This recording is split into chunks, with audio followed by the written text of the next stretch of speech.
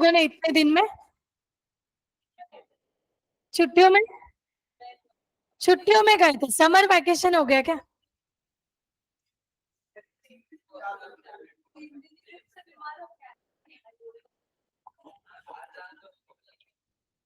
अरे बाप रे, कैसे?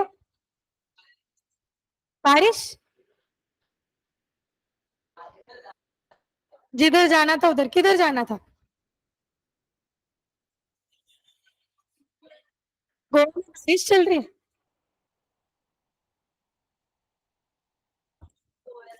सो यूनिट 8 जो है, आज हम क्या करेंगे, पूरा यूनिट रिवाइज करेंगे, क्योंकि क्या हुआ है, मतलब ट्यूसडे के बाद डायरेक्टली अपन आज मिल रहे हैं, तो अगर आपको पूरा यूनिट का रिवीजन मिल जाए तो आपका दिमाग खुल जाएगा, छुट्टियों में से बाहर आ जाओगे आप लोग, है ना? बेलमेंट एंड प्लेज, मैं कम बोलूंगी, आप ज्यादा बोलोगे, मतलब आंसर ज्यादा दोगे, ठीक है? सर, बेलमेंट का मतलब क्या होता है? थिंक बेलमेंट इज, सब लोग साथ में बोलोगे, मेरे को ट्राई करें, एक लोग raise your hand and then बोलो।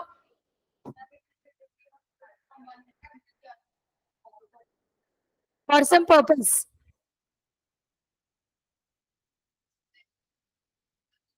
Exactly exactly. ये अच्छी पढ़ाई करके आई है छुट्टियों में।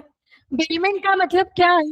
Delivery of goods from one person to another person for some reason, there should be some purpose behind delivery of goods. ऐसे ही नहीं किसी को दे देना है। क्या अगर आप आपके गुड्स सेफ कस्टडी में रखते हो तो उस केस में क्या वो बेलमेंट हुआ? That won't be consider as bailment, because position अपने ही पास होता है। बेलमेंट में क्या होता है? पोजीशन ट्रांसफर होता है गुड्स का। अच्छा, अगर मैंने मेरा फोन किसी को यूज करने दिया, मेरे ही दोस्त को यूज करने दिया 2 दिन के लिए, करेक्ट है, और उसको बोला 2 दिन में जैसे ही फोन का यूज होता है मुझे वापस फोन लाके दे देना, तो क्या ये बेलमेंट हुआ? कौन सा बेलमेंट हुआ? ग्रेटिट्यूस की नॉन ग्रेटिट्यूस? ग्रेटिट्यूस। ग्रेटिट्यूस बेलमेंट का मतलब होता है एनी बेलमेंट विदाउट कंसिडरेशन। अगर किसी को फ्री ऑफ कॉस्ट या विदाउट एक्सपेक्टिंग एनीथिंग आप क्या कर रहे हो, कोई चीज दे रहे हो, उसका काम होने के बाद वो वापस देगा, तो that will be nothing but bailment. जैसे मैंने एग्जाम्पल दिया था कि आपके घर पे मेहमान आ गए हैं और आपने बनाई है पाव भाजी। अभी पाव भाजी की प्लेटें तो नहीं है आपके पास, वो बॉक्स बॉक्स वाली, तो आपने क्या किया, बाजू वाले नेबर से पाव भाजी की प्लेटें क्या की, बोरो की, बोले आंटी शाम तक वापस दे देंगे प्लेट्स। तो जैसे ही आपका पर्पस पूरा हुआ, जैसे ही आपके घर से गेस्ट गए, आपने क्या किया, एज इट इज पाव भाजी की प्लेटें उनको लेके जाके दी, थोड़ी बहुत पाव भाजी दे दी होगी, तो ये क्या हो गया, ग्रेटिट्यूस बेलमेंट। ग्रेटिट्यूस बेलमेंट का मतलब होता है without any consideration, delivery of goods for some purpose, but that too without any consideration. What is non ग्रेटिट्यूस?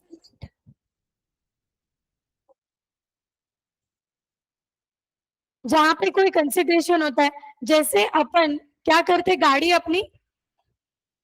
गाड़ी सर्विसिंग को देते हैं, तो क्या थोड़े टाइम के लिए फॉर सम पीरियड हम गाड़ी सर्विसिंग को देते हैं, जैसे अपनी गाड़ी सही कंडीशन में आ जाती है, क्या सामने वाले पार्टी के पास से फोन आता है अपने को?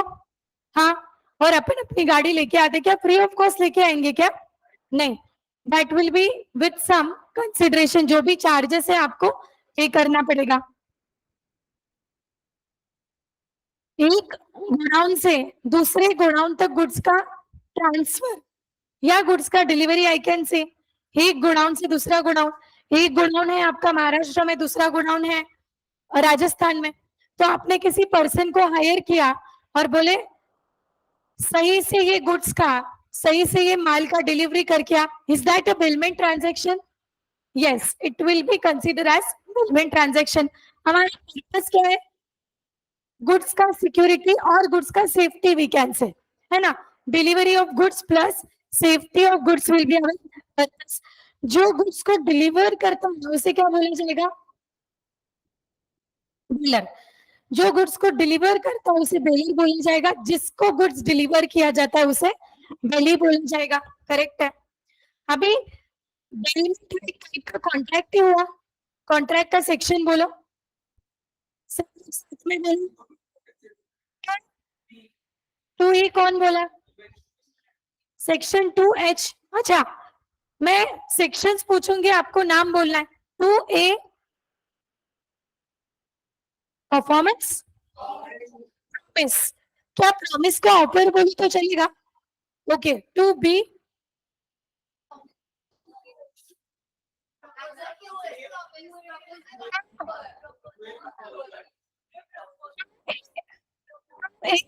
अगर मैं ऑफर बोलूं तो चलेगा? प्लस प्रपोजल, प्रपोजल पहले प्रपोज करोगे ना आप कभी भी, so that will B 2A, कि पहले प्रॉमिस कर दोगे, पहले you will propose. 2B that will B promise. क्या मैं प्रॉमिस को एक्सेप्टेंस बोलूं तो चलेगा? चलेगा, कोई प्रॉब्लम नहीं। 2C promiser and promisee. 2D consideration. E agree, meaning agreement का? हर्ष बोलो, हर्ष। सब लोग हर्ष है क्या? बोलो हर्ष।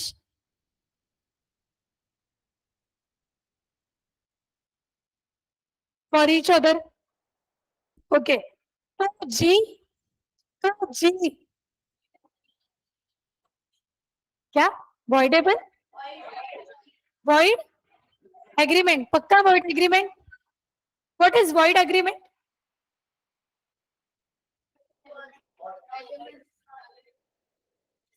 The agreement which ceases to be enforceable by law becomes void when it ceases to be enforceable.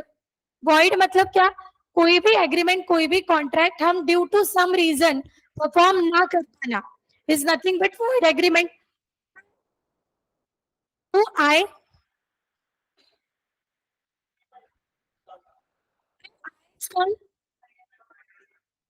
voidable। Two J, two J सिर्फ void बोल रहे हो, आगे कुछ बोल ही नहीं रहे हो। void कॉन्ट्रैक्ट की void एग्रीमेंट। और 2G void agreement। Section 10। Okay. So bailment में contract is necessary. Bailment is a contract.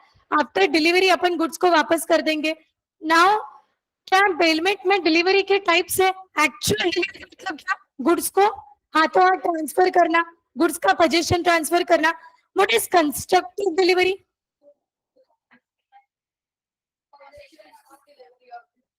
Goods को ट्रांसफर करते हुए गुड्स के बिहाफ पे, जैसे कोई डॉक्यूमेंट्स, जैसे कीज ट्रांसफर करना, दैट इज कंस्ट्रक्टिव डिलीवरी, है ना?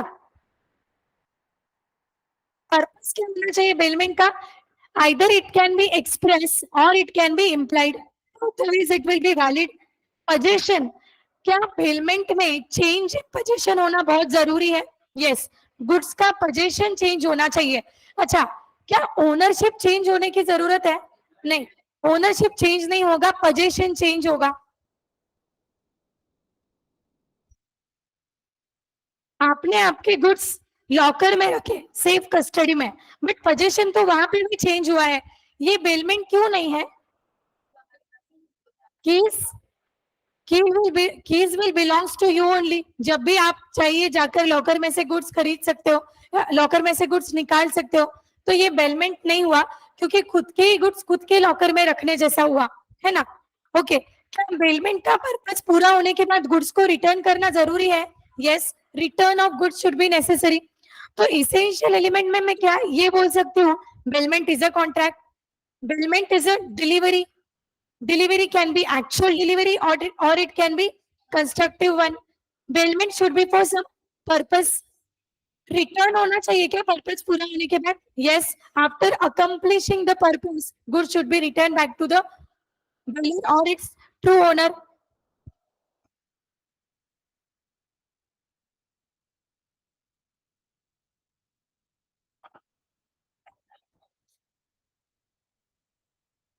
बेलर के क्या ड्यूटीज होंगे?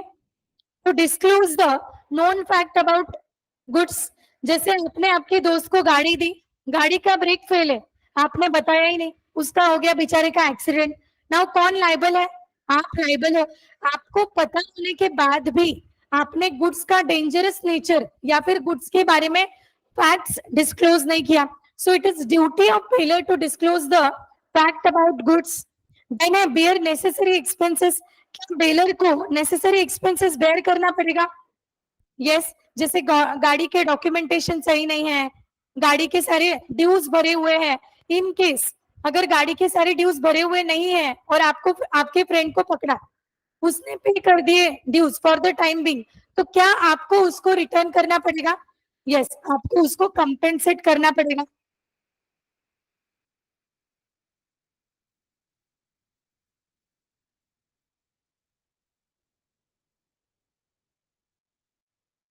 Then duty to indemnify bailey for premature termination. Premature termination का मतलब होता है कि आपने लेट से 4 दिन के लिए कॉन्ट्रैक्ट किया था, 4 दिन के पहले ही आपने कॉन्ट्रैक्ट टर्मिनेट किया, मेरे को नहीं देना बोले गुड्स, मेरे को मेरे गुड्स वापस चाहिए। सो क्या कॉन्ट्रैक्ट को प्री टर्मिनेट करने के लिए आपको बेली को उसके नुकसान का भरपाई करके देना पड़ेगा? You will have to as a bailor will have to indemnify the bailee for premature termination.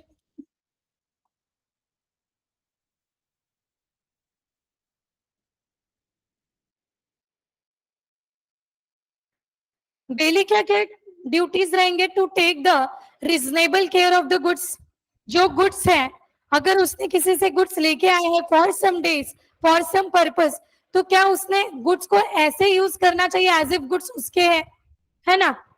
Yes. Reasonable क्या करना चाहिए? गुड्स का केयर करना चाहिए as a man of ordinary prudence, as if वो गुड्स उसको बिलोंग करते होते तो वो क्या उसका ध्यान रखता, है ना? Then no unauthorise use. Unauthorise use करना चाहिए क्या गुड्स का? इनकंसिस्टेंट यूज नहीं करना चाहिए, अनऑथराइज यूज नहीं करना चाहिए। जो पर्पस के लिए बेलमेंट हुआ है वो पर्पस फुलफिल करने के बाद गुड्स को वापस रिटर्न कर देना चाहिए। क्या पहली बेलर के गुड्स उसके गुड्स के साथ मिक्स कर सकता है?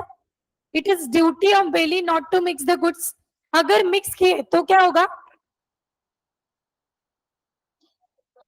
अगर सी अगर बेलर के कंसेंट से मिक्स किए हैं तो कोई प्रॉब्लम ही नहीं है, क्योंकि खुद बेलर नहीं बोला है। But if it is mixed without consent of the bailor, then हमें चेक करना पड़ेगा क्या गुड्स सेपरेबल है या क्या इनसेपरेबल है।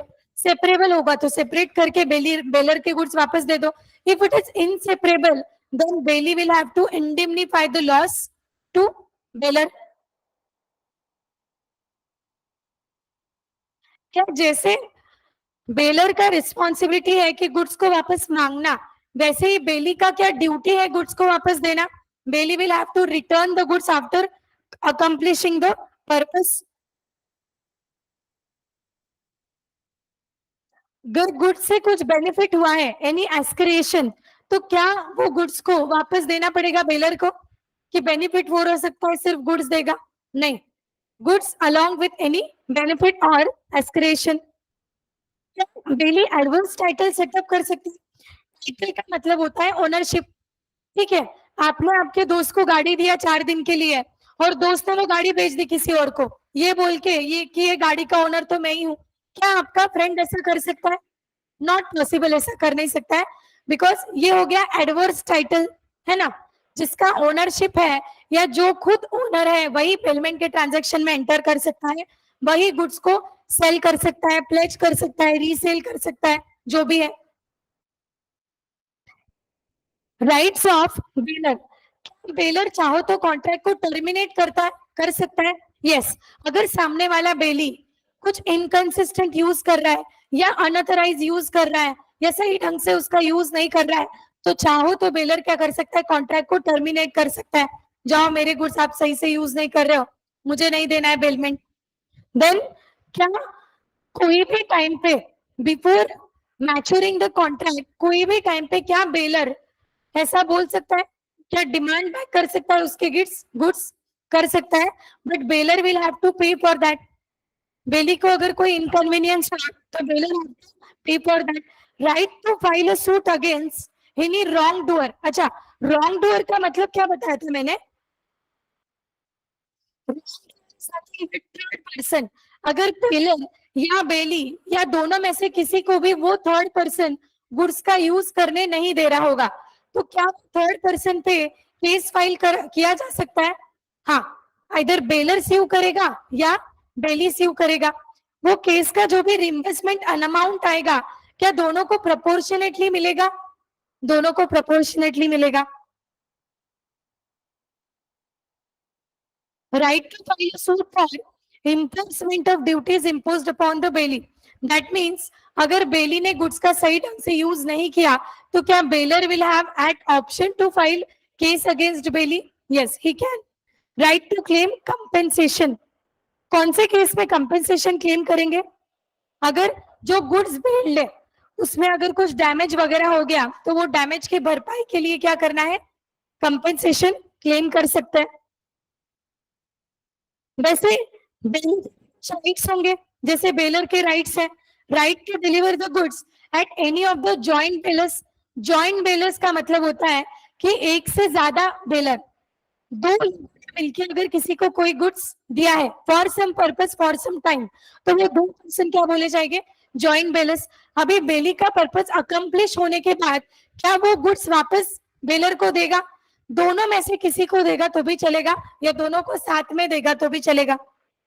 राइट टू इंडेमनिफाई, अगर कोई लॉस अराइज हुआ है तो देन बेलर और बेली दोनों को क्या करना पड़ेगा? कंपेंसेट करवा के देना पड़ेगा to another party. Right to claim compensation for faulty goods, मतलब क्या? बेलर ने अगर जैसे गुड्स के बारे में कोई नोन फैक्ट है और उसको पता होने के बावजूद भी उसने डिस्क्लोज नहीं किया और बेली को उसकी वजह से कोई इंजुरी हो गया, इनकन्वीनियंस हो गया, तो ये केस में बेली क्या करेगा? उससे कंपेंसेट करेगा। क्या नेसेसरी एक्सपेंसेस क्लेम करेगा? यस। अच्छा, नेसेसरी एक्सपेंसेस अगर ग्रेटिट्यूस हो तो वो केस में क्या होगा? सी, ग्रेटिट्यूस बिलमेंट और नॉन ग्रेटिट्यूस बिलमेंट। नेसेसरी एक्सपेंसेस मतलब क्या? पेट्रोल का खर्चा, ड्यूज का खर्चा, ये कोई खर्चा बोलो। ग्रेटिट्यूस के केस में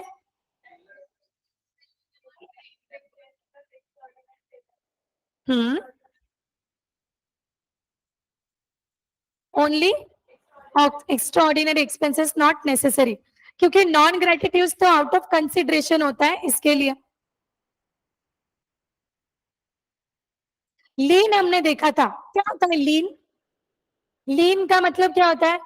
टू रीट, है ना? रिटेन मतलब गुड्स पे कब्जा करना, गुड्स पे कब्जा करना।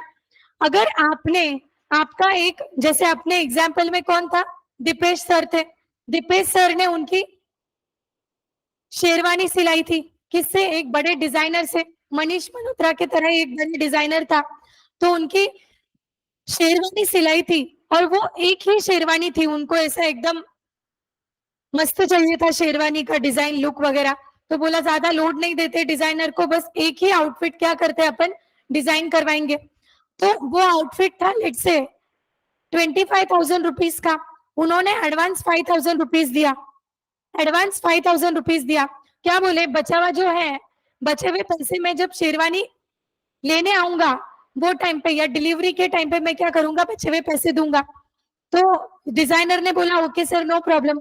जब गुड्स का डिलीवरी का टाइम आया तो उन्होंने क्या किया? शेरवानी ले तो लिया लेकिन वो पैसे देने को तैयार नहीं है। ये केस में, या फिर ये जो डिजाइनर है उसने बोला सर बचे हुए पैसे दे दो एंड देन शेरवानी लेके जाओ।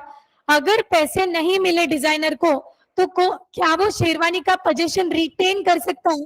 पहले पैसे दो फिर गुड्स लेके जाओ। That is nothing but exercising right of lien. Lien का मतलब होता है हमारे पास ही ऑलरेडी वो गुड्स और वो गुड्स पे कब्जा करना। जो गुड्स शॉपकीपर के पास ही है वो गुड्स पे क्या किया? कब्जा किया, रिटेन किया, है ना? रिटेन किया वो गुड्स को। That is nothing but exercising right of lien. अभी इसमें दो टाइप्स है, एक होता है पर्टिकुलर लीन और एक होता है जनरल लीन। पर्टिकुलर मतलब क्या? पर्टिकुलर वही गुड्स के लिए अगर पैसा पेंडिंग हो और वही गुड्स का पोजीशन रिटेन करना, दैट इज पर्टिकुलर लीन। मैंने जो आपको एग्जाम्पल दिया, क्या वो पर्टिकुलर लीन का है? यस, पर्टिकुलर लीन, क्योंकि यहाँ पे डिजाइनर के पास सिर्फ एक ही शेरवानी उन्होंने क्या करने दी थी, डिजाइन करने दी थी। तो एक शेरवानी पे ही उन्होंने क्या किया, लीन का राइट एक्सरसाइज किया। इमेजिन करो अगर उन्होंने 2-4 आउटफिट उनके पास डिजाइन करने दिए होते, एक शेरवानी है, एक कुर्ता है, एक ब्लेजर है, और शेरवानी के पैसे ऑलरेडी पेड है, ब्लेजर के पैसे ऑलरेडी पेड है, किसके पैसे बचे हैं? बस कुर्ते के पैसे बचे हैं। तो बोले सारी गुड्स का डिलीवरी मैं साथ में लेके जाऊंगा। सर गए, और क्या वो डिजाइनर ऐसे बोल सकता है, सर पहले कुर्ता के पेमेंट करो फिर बाद में बाकी सारे गुड्स लेके जाओ? बोल सकता है? He is at option to exercise right of general lien towards other goods as well. भले ही शेरवानी के पैसे दिए हैं या भले ही अदर आउटफिट के पैसे दिए हैं, बट क्या वो एक आउटफिट के लिए बाकी आउटफिट्स को होल्ड कर सकता है या पोजीशन रिटेन कर सकता है? कर सकता है। That is nothing but general lien. General lien में जनरली कोई भी कमोडिटी के ऊपर राइट ऑफ लीन क्या किया जाता है, एक्सरसाइज किया जाता है। भले ही वो पर्टिकुलर कमोडिटी का पेमेंट पेड है, but still for other commodities right of lien, मैंने यहाँ पे टेलर का एग्जाम्पल दिया पर्टिकुलर ये जनरल में, but generally general right of lean can be exercise by bank और एनी अदर फाइनेंशियल इंस्टीट्यूशंस, जैसे आपके एनबीएफसीज वगैरह हैं। ये फाइनेंशियल इंस्टीट्यूशन क्या करती है, पोजीशन को रिटेन करने का राइट है उनके पास। हाँ, फाइंडर ऑफ लॉस्ट गुड्स का मतलब क्या होता है? किसी की खोई पड़ी चीज को अगर कोई पर्सन उठा ले तो क्या उसके ऊपर कुछ ऑब्लिगेशन क्रिएट होते हैं? आपको अगर किसी का कुछ बैग मिल जाए, आपने बैग उठा लिया ये सोच के कि उसमें बुक्स होंगे, नोटबुक होंगे, इंपॉर्टेंट चीजें होगी, क्या करेंगे? वापस दे देंगे जिसका है उसका। तो क्या अल्टीमेटली आपके ऊपर कुछ ऑब्लिगेशंस क्रिएट हो गए? हाँ, ये ऑब्लिगेशंस को क्या बोला जाएगा? ऐसे कॉन्ट्रेक्चुअल ऑब्लिगेशंस को वापस करना पड़ेगा। आपने अगर वो गुड्स को ओनर तक पहुंचाने के लिए लेट से 500 रुपया खर्चा किया, ट्रू ओनर को फाइंड आउट किए, 4-5 कॉल किए, इसको उसको पूछा, फिर ऑटो करके उसको गुड्स देने गए, तो ये केस में आपको 500 रुपया खर्चा लग गया। आपको मिली थी एक बैग, वो बैग रिटर्न करने के चक्कर में उल्टा आपके जेब से 500 रुपया। Can you claim that 500 rupees from the true owner? Can you claim that? Can you claim that? पक्का? But can you sue for the price? You can not. फिर आप क्या करोगे? Exactly, you will exercise right of lien. पैसे तो वसूल नहीं, चाहे ऐसे वसूलो नहीं तो ऐसे वसूलो। आप क्या बोलोगे? जब तक मेरा 500 रुपया नहीं देते तब तक मैं आपके गुड्स नहीं दूंगा। So you will retain the position, that means you are exercising right of lien. कब्जा कर रहे गुड्स पे, है ना? स्यू करने you can claim for the price. But कुछ गुड्स ऐसे होते हैं जहां पे आपको वो गुड्स मिल भी गए तो आपको क्या करने का राइट है? उसको रीसेल करने का राइट है। कौन से ऐसे 2 सर्कमस्टांसेस है जहां पे we can resell the goods? Number 1 is when goods is of perishable nature. आपको कोई सब्जी, फ्रूट्स, वेजिटेबल्स मिल जाए तो आप क्या कर सकते हो? उसको आपने बहुत देखा, मिला नहीं उसका ट्रू ओनर, क्या उसको सेल कर सकते हो? हाँ, अगर आपने सेल किया और फिर ट्रू ओनर आए आपके पास तो क्या आपको वो पैसा उसको देना पड़ेगा? Definitely you are liable to pay true owner the amount. Okay, but क्या आपको आपने उसके गुड्स सेल किए इसके लिए स्यू कर सकता है? नहीं कर सकता। अदरवाइज कर सकता था, अदरवाइज कर सकता था, but because goods is of perishable nature, that is why that true owner can not sue. Second एक सिनेरियो यहाँ पे ऐसा है जहां पे आपने क्या किया, 2/3 वैल्यू से ज्यादा वैल्यू वो ट्रू ओनर को फाइंड आउट करने में ही लगा दी, या फिर आपको एक डब्बा फोन मिला है 1500 रुपए का, उसको रिपेयर करने के लिए आपने 3-4 हजार रुपए से ये किए, स्पेंड किए, तो क्या अल्टीमेटली वो राइट आपका हो गया? अल्टीमेटली आपका सुपीरियर राइट हो गया उस पे। 1000 रुपए का फोन मिला है आपको डब्बा कोई रास्ते पे और उसको रिपेयर करवाने के लिए आपने 3000 डाल दिया, तो क्या आपके पास राइट है to resell the goods? Definitely. But अगर वो ओनर आ गया तो ट्रू ओनर क्या करोगे? उसको उसका 1000 रुपया दोगे. You are liable to compensate him the amount of the phone. ठीक है, whatever it may be. But क्या आप उसको गुड्स रिटर्न करने के लिए लाइबल हो? No, you are not. Either you can keep the goods or you can resell the goods. हाँ, लीन का कंसेप्ट समझा. गुड्स को रिटेन करना. गुड्स को रिटेन करना कब तक? Until until the amount has not been received or amount has not been repaid by the person or the true owner, है ना. जब तक आपका क्लेम सेटिस्फाई नहीं होता, do you have option to retain the goods? Yes, you have option. No problem with that. Particular lien में क्या सिर्फ जो गुड्स का पैसा पेंडिंग है वो गुड्स को ही रिटेन करेंगे? हाँ.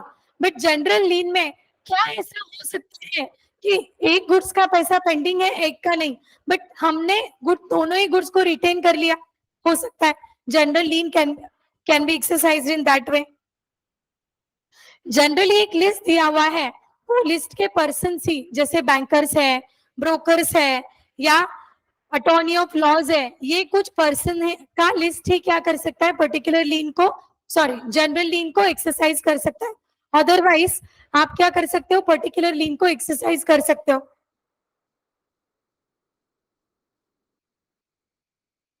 याद आ रहा है? नहीं, भूले नहीं थे. अच्छा, ये जो पर्टिकुलर लीन है, क्या ये ऑटोमेटिक है? यस, ऑटोमेटिकली एक्सरसाइज हुआ जाता है. जैसे टेलर है, टेलर को पता भी नहीं कि मैं लीन एक्सरसाइज कर रहा हूँ. उसने क्या बोला? सर पहले पैसे दो और फिर गुड्स को लेके जाओ. तो अल्टीमेटली इनडायरेक्टली ऑटोमेटिकली वो क्या कर रहा है? पर्सन लीन के राइट को एक्सरसाइज कर रहा है. जनरली लीन का एक्सरसाइज किया जाता है जहां पे लेबर एंड स्किल्स इन्वॉल्व है, वहां पे ज्यादा ज्यादा लीन एक्सरसाइज किया जाता है. बाकी जगह पे भी किया जाता है, बट जहां पे लेबर एंड स्किल्स का ज्यादा इन्वॉल्वमेंट हो, वहां पे जनरल लीन इज एक्सरसाइज्ड. और कौन कौन एक्सरसाइज कर सकता है जनरल लीन? बेली कर सकता है, ये तो आपको पता है. बेली के अगर जैसे बेली को इंडिमनिफाई करके नहीं दिया, कंपेंसेट नहीं करके दिया, तो वो बोलेगा जाओ मैं आपके गुड्स ही नहीं देता. बेली कर सकता है. फाइंडर ऑफ गुड्स जैसे आपने किया था, जब तक हमारे 500 रुपए नहीं मिलते हम गुड्स नहीं देंगे. सो फाइंडर ऑफ गुड्स कर सकता है. लेजी कर सकता है. अनपेड सेलर कर सकता है. अनपेड सेलर का मतलब होता है कि जो सेलर को हमने पैसा नहीं दिया है. ओके. और एक चीज कि आप जो राइट ऑफ लीन एक्सरसाइज कर रहे हो ना, इट इज नॉट नेसेसरी कि कुछ पर्टिकुलर अमाउंट तक ही करना है. इमेजिन करो 25,000 का गुड्स है और आपने 24,000 दे दिया, कितना बचा? बस 1000 रुपया बचा.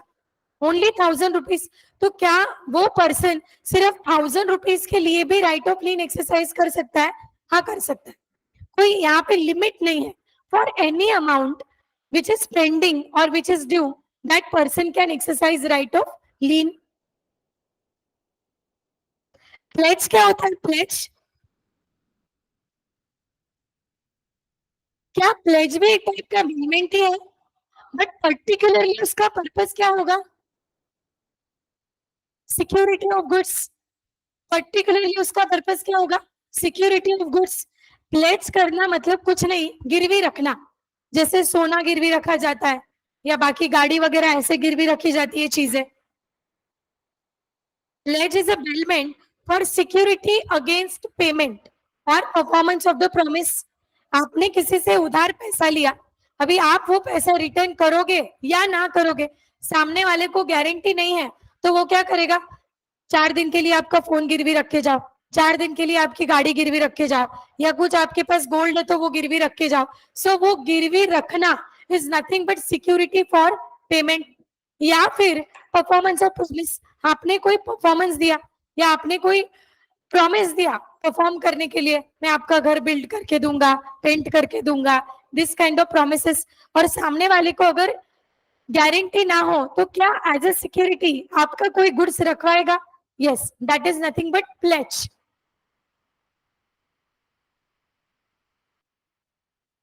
प्लेज में भी डिलीवरी ऑफ गुड्स होता है. हाँ, अभी सिक्योरिटी रखना है बोलने के लिए सामने वाले के पास कोई ना कोई गुड्स देना ही पड़ेगा, तभी जाके वो एज अ सिक्योरिटी रख पाएगा।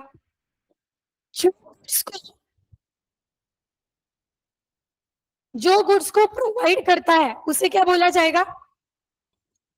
प्लेजर बोला जाएगा। जिसको गुड्स प्रोवाइड किया जाता है उसे क्या बोला जाएगा? प्लेजी बोला जाएगा। तो मैंने समझाया था बेलर को प्लेजर कंसीडर करो और बेली को प्लेजी कंसीडर करो, नो प्रॉब्लम विद दैट। क्या प्लेजी के और प्लेजर के कुछ राइट्स है? प्लेजी के क्या राइट्स होंगे? Right to retain the pledge goods, goods को क्या करना है, उसके पास सही ढंग से रखना है। Right of retention of subsequent debts, अगर कोई डेट पे नहीं किया है या पैसा पे नहीं किया है तो क्या उसके लिए गुड्स का सिक्योरिटी वो रिटेन कर सकता है, अल्टीमेटली ली नहीं करना हुआ है ना। अगर ने कोई एक्स्ट्रॉर्डिनरी एक्सपेंसेस इनकर किया है तो क्या उसके पास राइट है कि प्लेजर से वो रिकवर करे, कंपनसेट करे।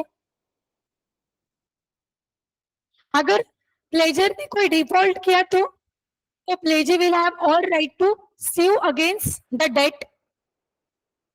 और क्या कर सकता है, उसके पास जो गुड्स है उसको सेल कर सकता है। जैसे कोई प्लेजर है, उसने एक सोने की अंगूठी गिरवी रखी, सोने की अंगूठी गिरवी रखी और उसने लोन ले लिया 20,000 रुपए का, बोले अंगूठी 22,000 की है।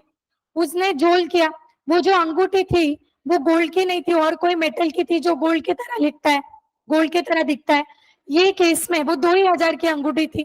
ये केस में क्या प्लेजर ने डिफॉल्ट किया? हाँ, प्लेजर ने डिफॉल्ट किया। अल्टीमेटली प्लेजी को फंसाना ही इंटेंशन रहेगा। सो क्या प्लेजी वो गुड्स को रीसेल कर सकता है? हाँ, कर सकता है। He will have all right to resell the goods, but goods resell करने से पहले क्या करना पड़ेगा? रीजनेबल नोटिस देना पड़ेगा, कन्वे करना पड़ेगा कि I am selling the goods. फिर प्लेजर के भी कुछ राइट्स होंगे। क्या सर्टेन टाइम खत्म होने के बाद प्लेजर पैसा देके उसके गुड्स रिडीम करवा सकता है?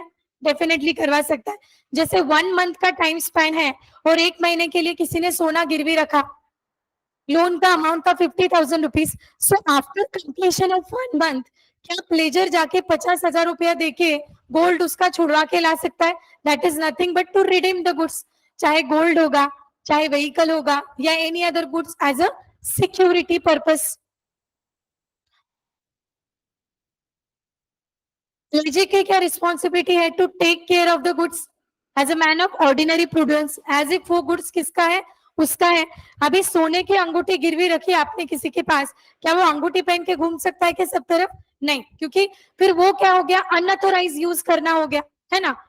हाँ, एक बार उसने उसका सिक्योरिटी डेट अमाउंट पे नहीं किया, then he is liable to resell or use it by himself, but till the contract period क्या वो यूज कर सकता है? नहीं। जैसे गाड़ी गिरवी रखी है आपने, वो मस्त गाड़ी लेके घूम रहा है, that is not possible. He should take care of goods, he should take reasonable care of goods, not to make the unauthorise use. जैसे ट्री पे हो जाती है, क्या गुड्स को वापस देना पड़ेगा? हाँ, गुड्स को वापस देना पड़ेगा। क्या प्लेजी उसके गुड्स के साथ प्लेजर के गुड्स को मिक्स कर सकता है? नहीं कर सकता है। कोई इनकंसिस्टेंट टू प्लेज मतलब कॉन्ट्रैक्ट के टर्म्स एंड कंडीशंस को ओवर रूल करे, ऐसी कोई भी चीज नहीं कर सकता है। अगर कोई एक्स्ट्रा बेनिफिट मिलता है गुड्स से तो उसको क्या करना पड़ेगा? प्लेजर को रिटर्न करना पड़ेगा। प्लेजर के क्या राइट्स होंगे? डेट के लिए उसको पे करना है और he is liable to pay the debt का अमाउंट। देन अगर कोई एक्स्ट्रॉर्डिनरी एक्सपेंसेस है तो then pledgor will liable to compensate to the pledgee. He should disclose all the fault about the goods। अगर डिफेक्टिव टाइटल है मतलब क्या है? प्लेजर ने ऐसा गुड्स गिरवी रखा जो वो खुद का ही नहीं है, मतलब टाइटल क्या हो गया? डिफेक्टिव हो गया, चोरी का माल है। तो ये केस में क्या प्लेजर को प्लेजी को कंपेंसेट करवा के देना पड़ेगा? हाँ, कंपेंसेट करवा के देना पड़ेगा। कौन कर सकता है? सिर्फ वही पर्सन जिसके गुड्स पे क्या हो? ओनरशिप हो।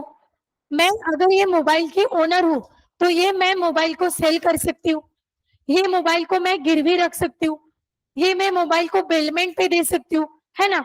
मैं कुछ भी कर सकती हूँ, क्यों? क्योंकि I am owner of the goods, correct है, I am owner of the goods, goods belongs to me. But अभी ये मेरा फोन है, मेरा फोन ये साक्षी लेके गई और उसने क्या कर दिया, पीछे गिरवी रख दिया कबीर सिंह के पास, गिरवी रख दिया, बोले 2 दिन के लिए फोन गिरवी रख रही हूँ, 500 रुपए, 500 रुपए के लिए। Can Sakshi do that? She cannot do this because she is not owner of the phone. But क्या मैं ऐसा कर सकती हूँ? मुझे अगर 500 रुपए की जरूरत है तो मैं फोन गिरवी रख सकती हूँ, किसी के पास भी रख सकती हूँ, no problem with that. So ultimately goods के साथ ये जो सारे कॉन्ट्रैक्ट में एंटर करना हुआ वही कर सकते हैं जिसके पास ओनरशिप हो गुड्स का। बट कुछ केसेस हमारे पास ऐसे हैं जहां पे गुड्स क्या हो सकता है, रीसेल हो सकता है, या गुड्स क्या हो सकता है, प्लेज हो सकता है। वो प्लेज नॉन ओनर भी करे तो भी वो वैलिड माना जाएगा। Number 1 best example mercantile agent. Agent का मतलब क्या होता है, कोई ऐसा पर्सन जो प्रिंसिपल ने हायर किया है, क्या करने के लिए, काम करने के लिए। जैसे मैंने मिस्टर छोटू को अपॉइंट किया, मेरे बिहाफ पे क्या करना, काम करना। तो मिस्टर छोटू को मैंने खुद ही ने बोला है, मेरा फोन वो लेके जा रहा है और मेरा फोन कहीं पे क्या कर रहा है, गिरवी रख रहा है, तो क्या ये मेरे कंसेंट से हुआ? हाँ, प्रिंसिपल के कंसेंट से। अगर कोई मर्केंटाइल एजेंट प्लेज करता है गुड्स को एज अ सिक्योरिटी, गुड्स को गिरवी रखता है for the debt amount, so in that case that pledge will be valid even if done by non owner. यहाँ पे तो छोटू ने किया ना प्लेज, क्या छोटू ओनर था फोन का? नहीं था, फिर भी क्या प्लेज वैलिड हुआ? हाँ, because he was my mercantile agent, he was my agent. Agency क्या, ये एजेंसी कॉन्ट्रैक्ट हुआ। मर्केंटाइल एजेंट का मतलब होता है any person hire for sale purchase of the goods, that is nothing but mercantile. Mercantile का वर्ड होता है commercial transaction, that is why यहाँ पे दिया है। अगर किसी मर्केंटाइल एजेंट ने प्लेज किया on behalf of principal, so in that case that pledge will be valid even without consideration. मैंने पढ़ा नहीं, कैसे बोल रहे हो, pledge by person in position under voidable contract, नहीं पढ़ाया? ओके, ये बचा है। ओके, चलो चलो। So pledge by non owners का मतलब क्या होता है, जो गुड्स का ओनर नहीं है वो क्या गुड्स को प्लेज कर सकता है? Answer is simply no. जो गुड्स का ओनर नहीं है ना वो गुड्स को सेल कर सकता है, ना वो गुड्स को प्लेज कर सकता है, ना वो गुड्स को बेलमेंट कर सकता है, कुछ भी नहीं। But there are some exceptional cases where if it is pledge by non owners then it will be valid. Number 1, अगर किसी मर्केंटाइल एजेंट, मतलब अगर किसी एजेंट को प्रिंसिपल ने हायर किया, जो पर्सन को हायर करता है उसे प्रिंसिपल बोला जाएगा, जिसको हायर किया है उसे एजेंट बोला जाएगा। सो ये एजेंट किसके बिहाफ पे काम करेगा, अल्टीमेटली प्रिंसिपल के। सो अगर उसने कोई प्लेज किया प्रिंसिपल के बिहाफ पे तो that would be consider as valid pledge even without owner.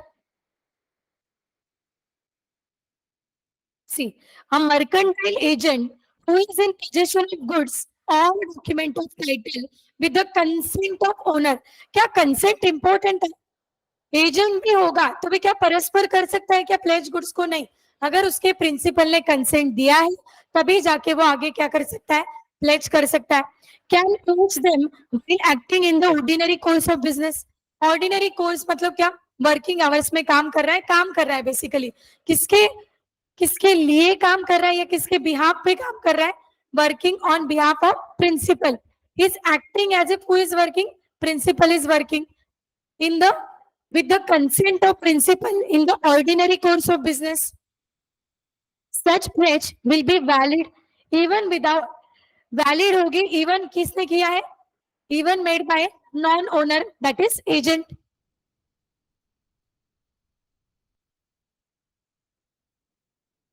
Next अपने पास एक लिस्ट है, position under voidable contract.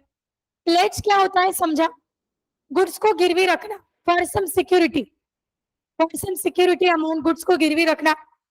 Position आपको समझा, पोजीशन मतलब गुड्स का एक जगह से दूसरे जगह पे क्या होना, ट्रांसफर होना, एक पर्सन से दूसरे पर्सन। वॉइडेबल कॉन्ट्रैक्ट क्या होता है बोलो? वॉइडेबल कॉन्ट्रैक्ट,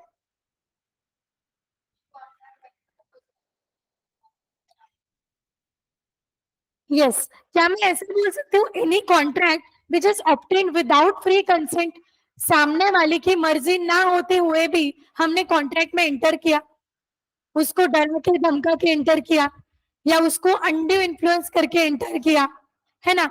ये कुछ ये कुछ चीजों से हमने सामने वाले को क्या किया, कॉन्ट्रैक्ट में एंटर करवाया। CUFM, सी मतलब क्या? कोर्जन। सामने वाले के ऐसे चाकू पे, चाकू की नोक पे सामने वाले से कॉन्ट्रैक्ट करवाया, चल तेरी गाड़ी बेच ली तो गला काट दूंगा, ये हो गया कोर्जन। मिस रिप्रेजेंटेशन मतलब अनइंटेंशनली हमने क्या किया, अनइंटेंशनली फ्रॉड कर दिया सामने वाले के पास, सामने वाले के साथ, और उसको कॉन्ट्रैक्ट में एंटर करवाया। अंडे इन्फ्लुएंस मतलब पावर का गलत इस्तेमाल करके सामने वाले को कॉन्ट्रैक्ट में क्या करवाया, एंटर करवाया। तो CUFM से अगर कोई कॉन्ट्रैक्ट में एंटर होता है तो क्या बोला जाएगा, ये कॉन्ट्रैक्ट कैसा है, ये कॉन्ट्रैक्ट है वॉइडेबल।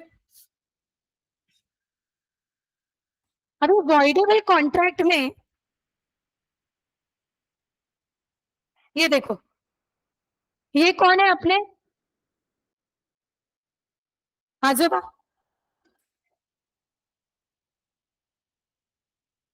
ये क्या है, गन पॉइंट पे आजोबा से क्या किया उनका, ये जो प्रॉपर्टी था ये किसके नाम पे करवा लिया, ये गुंडे ने, गुंडू भाई, गुंडू भाई ने क्या किया, आजोबा के सर पे गन रखी, बोले देखो दादाजी ये प्रॉपर्टी है ना, भले ही होगी आपकी 20 करोड़ की प्रॉपर्टी, मेरे नाम पे कर दो।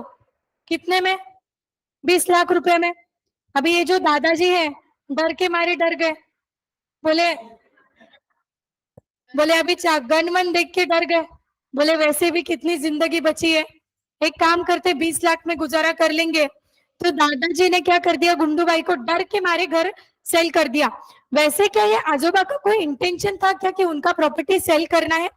कोई इंटेंशन नहीं था, but out of fear we can say उन्होंने क्या कर दिया, कॉन्ट्रैक्ट में एंटर कर लिया।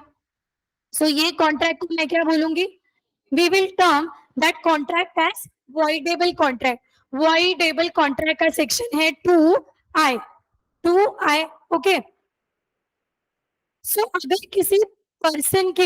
अगर किसी पर्सन के पोजीशन में है गुड्स, अभी यहाँ पे तो मैंने प्रॉपर्टी का एग्जांपल लिया, चलो अगर इसको थोड़ा सा हम चेंज करें, वॉइडेबल समझाने के लिए प्रॉपर्टी का एग्जांपल लिया। इमेजिन करो आजोबा के कुछ गुड्स है, हीरे मोती जवाहरात, ऐसी उनके पास बहुत संपत्ति है, तो ये बिलोंग करते हैं 20 करोड़ के। सेम गुंडू भाई ने गन पॉइंट पे ये हीरे मोती जवाहरात जो गुड्स है 20 लाख रुपए में क्या कर लिए, खरीद लिए, 20 लाख रुपए में बाय कर लिए, तो अल्टीमेटली ये भी क्या हुआ, वॉइडेबल कॉन्ट्रैक्ट ही हुआ। When pledger has obtained possession of the goods pledged by him under a contract voidable, अगर प्लेजर को वॉइडेबल कॉन्ट्रैक्ट के अंडर कोई गुड्स मिलते हैं, यहाँ पे क्या गुंडू भाई को ये 20 करोड़ के गुड्स वॉइडेबल कॉन्ट्रैक्ट के अंदर मिले हैं, yes it is under the voidable contract. Contract where consent has been obtained by CUFM। Consent मतलब किसका कंसेंट, दादाजी का, ये आजोबा का कंसेंट क्या डर के मैंने ऑब्टेन किया है, सी मतलब कोर्जन, तो यहाँ पे कोर्जन इन्वॉल्व है, तो अल्टीमेटली ये क्या हुआ, वॉइडेबल कॉन्ट्रैक्ट हुआ। But the contract has not been resign at the time of pledge. अभी इसका क्या मतलब हुआ, देखो जैसे कि कल संडे था, ओके, कल संडे था, तो ये गुंडू भाई मौका साथ के संडे के दिन सवेरे आजोबा के घर घुस जाता है, संडे के दिन आजोबा के घर घुस जाता है, गन पॉइंट पे बोले ये जो भी आपके माल रखा है ना, जो भी गुड्स है हीरे मोती वगैरह, ये मेरे नाम पे कर दो, ये मेरे को दे दो, 20 करोड़ के होंगे ये, लेकिन मैं आपको 20 लाख रुपए दूंगा। तो आजोबा ने क्या किया, डर के मारे, या आजोबा ने ऐसा सोचा कि चलो अभी के लिए जान बचाने के लिए मैं गुड्स दे दूंगा, बट बाद में क्या करूंगा, बाद में पुलिस को कंप्लेन करूंगा या बाद में किसी की हेल्प लूंगा, ऐसा आजोबा का प्लान था। तो आजोबा बोले चल ठीक है गन नीचे कर, मैं ये जो 20 करोड़ के गुड्स है तुझे देने के लिए तैयार हूँ।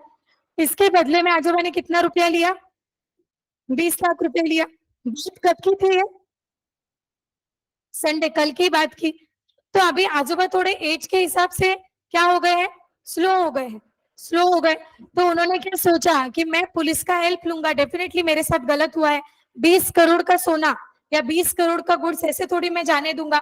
तो आजोबा ने क्या सोचा, कल मंडे, मतलब आज अर्ली मॉर्निंग किसके पास चले जाता हूँ, पुलिस स्टेशन में चला जाऊंगा और सारा जो कल घटना हुआ है, सर जो भी सारी कल चीज हुई है, मैं पुलिस को कन्वे करूंगा, definitely police will help me.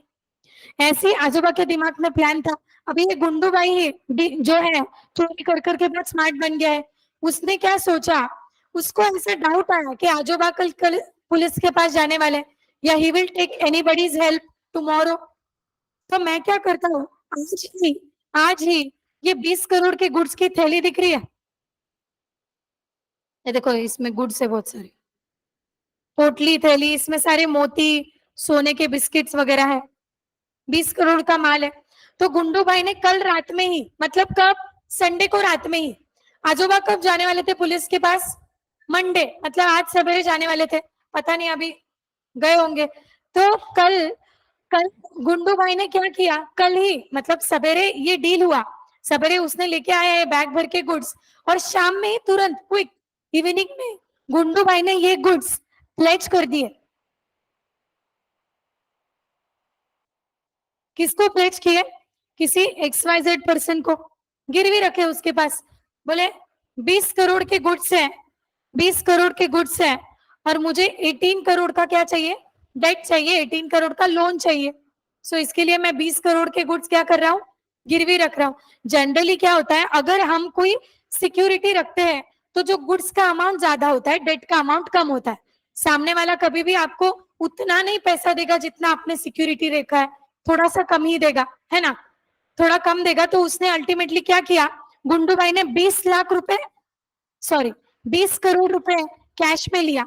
Sunday evening की बात बोल रही हूँ, कल रात की बात बोल रही हूँ। 20 लाख रुपए कैश में ले लिया, किससे, XYZ ओनर से। प्लेज कितने लिए दिन के लिए था, pledge was for 1 month. Gundu भाई का ऐसा प्लान था, 1 महीने में भले ही मैं गुड्स वापस, पैसे वापस नहीं कर पाया, लेकिन 20 लाख के बदले में 18 करोड़ मिल रहे हैं, कोई छोटी बात थोड़ी है ना, ऐसा उसका प्लान था। तो उसने गुड्स देके मोकला कर दिया। उसने सोचा अगर गुड्स मेरे पास रहेंगे ही नहीं तो मेरे पे नाम भी नहीं आएगा चोरी का, या फिर जो भी मैंने कांड किया है, गन पॉइंट पे कॉन्ट्रैक्ट में इंटर करवाया। तो उसने इवनिंग में तुरंत किसी बड़े आदमी को, XYZ को गुड्स क्या कर दिए, प्लेज कर दिए, गिरवी रख दिए, कंसिडर एज बैंक भी हो सकती है। गुड्स क्या किए, गिरवी रखे, और 18 करोड़ रुपीस कैश में रिम्बर्स करवा लिए। बोले 1 मंथ में मैं क्या करूंगा, गुड्स को रिडीम कर लूंगा। ये केस में क्या ये गुंडा कोई ओनर है क्या गुड्स का,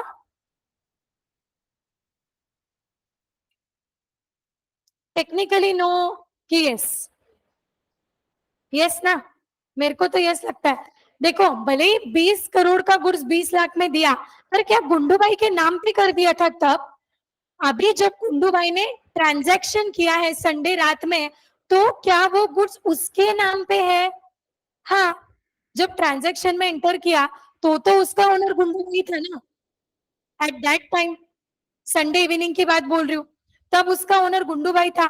हाँ, अगर ये कॉन्ट्रैक्ट वॉइडेबल कॉन्ट्रैक्ट है, हमें पता है, we know that this contract is voidable, voidable at the option of आजोबा, क्योंकि आजोबा कौन हो गए, दुखी आत्मा हो गए। सो अगर वॉइडेबल कॉन्ट्रैक्ट में किसी के पोजीशन के अंडर गुड्स हो, ठीक है, वॉइडेबल कॉन्ट्रैक्ट में किसी के पोजीशन के अंडर गुड्स हो, यहाँ पे किसके पोजीशन के अंडर गुड्स है, गुंडू भाई, गुड्स ट्रांसफर हो गए आजोबा से गुंडू भाई को, तो क्या गुंडू भाई के पोजीशन के अंडर गुड्स है, हाँ है। जब वो गुड्स को प्लेज कर रहे हैं वो टाइम पे ओनर तो गुंडू भाई है ना, ठीक है, वो भी बात क्लियर है। दूसरा,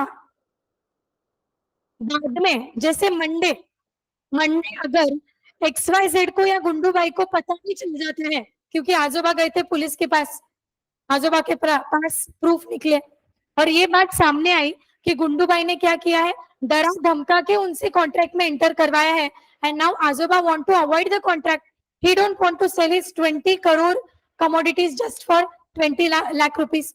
बट आजोबा कॉन्ट्रैक्ट अवॉइड करे उससे पहले क्या गुंडूबाई ने प्लेज कर दिया, करेक्ट, उससे पहले गुंडूबाई ने प्लेज कर दिया। तो ये प्लेज जो इंसान था that is mister X Y Z, क्या उसने गुड फेथ में गुंडूबाई से कॉन्ट्रैक्ट किया? हाँ, गुड फेथ में कॉन्ट्रैक्ट किया। क्या उसको ये पीछे के लफड़े पता है क्या? ही डोंट नो एनीथिंग। जो बेंच पे सो गए उनको तकिए चादर लाके देती हूँ मैं। सो एक्स वाई जेड ने जो टाइम पे कॉन्ट्रैक्ट किया वो टाइम पे he did pledge contract in good faith. तो अल्टीमेटली क्या इसमें एक्स वाई जेड की कोई गलती हुई? नहीं। तो ये प्लेज के ट्रांजैक्शन को हम क्या मानेंगे? हम वैलिड मानेंगे। अभी आप बोलोगे आजोबा के पैसे, Ajoba will get the money, no problem with that, but from whom? From Gundubai. Gundubai will have to pay the money to Ajoba. But ये जो प्लेज का ट्रांजैक्शन हुआ है ना, इसमें X Y Z as a third person, क्या उसकी कोई गलती है?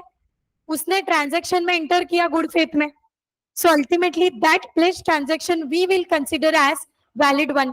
एक चीज। दूसरा, अगर ये प्लेज ना होता और ये सेल होता तो भी ये सेल का ट्रांजैक्शन हम वैलिड मांगते। अगर वॉइडेबल कॉन्ट्रैक्ट, कोई वॉइडेबल कॉन्ट्रैक्ट है and if any person is in position of the goods under voidable contract, voidable contract करके गुड्स को अपने पोजीशन में लाया है, वॉइडेबल कॉन्ट्रैक्ट करके गुड्स को अपने पास लाया है, तो अल्टीमेटली उसके पास पोजीशन है। सामने वाला कॉन्ट्रैक्ट अवॉइड करने से पहले ही हमने सेल कर दिया। सामने वाला मतलब गुंडू भाई, सॉरी आजोबा, आजोबा ने कॉन्ट्रैक्ट को अवॉइड करने जा ही रहे थे, तब तक गुंडू भाई ने उसको सेल करके फ्री हो गए। बोले सेल कर दिया मतलब अभी मेरे पे नाम नहीं आएगा, ऐसा गुंडू भाई को लगा। बट भले ही प्लेज का केस हो, भले ही सेल का केस हो, before before avoiding the contract by aggrieved party, aggrieved party आजोबा, वो कॉन्ट्रैक्ट को अवॉइड करने से पहले ही गुंडूबाई ने गुड्स को सेल कर दिया। तो क्या ये सेल को हम वैलिड बोलेंगे? Sale is valid. व्हाई? क्योंकि जो गुड्स को बाय करने वाला पर्सन है, क्या उसने गुड फेथ में बाय किया होगा? So he will definitely get a valid title. Generally अपना रूल क्या है, अगर गुड्स चोरी के रहे तो क्या सामने वाले पर्सन जो गुड्स खरीद रहा है उसको वैलिड टाइटल मिलेगा? नहीं। गुड्स कौन सेल कर सकता है? जो वो गुड्स का ट्रू ओनर है वही गुड्स को सेल कर सकता है। और अगर सेल करने के बाद सामने वाले पर्सन को एक वैलिड टाइटल मिलेगा, वैलिड ओनरशिप मिलेगा। यहाँ पे तो वॉइडेबल कॉन्ट्रैक्ट में अगर किसी पार्टी ने गुड्स को होल्ड करके रखा है तो वो केस में before avoiding agree party, before avoid the contract, सामने वाले ने अगर गुड्स को सेल कर दिया, रीसेल किया, प्लेज किया, तो we will consider that transaction as valid one. Have you understood that? इतने सारे किसी को भी, जो नए बच्चे आए हैं, कोई डाउट है? ये समझा ही नहीं आज का पॉइंट? हो सकता है क्योंकि दिस बिलोंग्स टू पिछले वाला यूनिट वॉइडेबल कॉन्ट्रैक्ट। समझ रहा है मैं क्या बोल रही हूँ? समझ रहा है थोड़ा थोड़ा? अच्छा, हाँ, क्या डाउट था प्रियांक? डाउट है? नहीं। So agreed party before avoid the contract, another one sell or pledge the goods, then that will be considered as valid pledge, because the third person got the title and got the goods in good faith. इसके लिए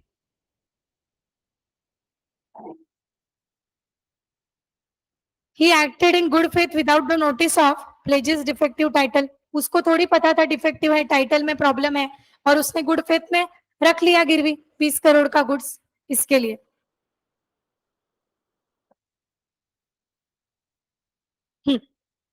Pledge where pledger has only limited interest, where a person pledge goods in which he has only limited interest.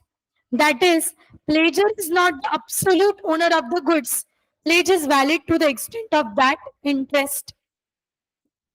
मैंने आपको mobile phone का example दिया था, आपको 1000 रुपए का मोबाइल फोन मिला रास्ते में पड़ा और आपने उसको आपने उसको एक्टिव करने के लिए या उसको सही करने के लिए 3,000 ऊपर खर्चे किए, अल्टीमेटली सुपीरियर राइट तो आपका हो गया एंड इंफीरियर के ऊपर कभी भी सुपीरियर राइट हो गया, तो अल्टीमेटली आप क्या उसके ओनर हो गए।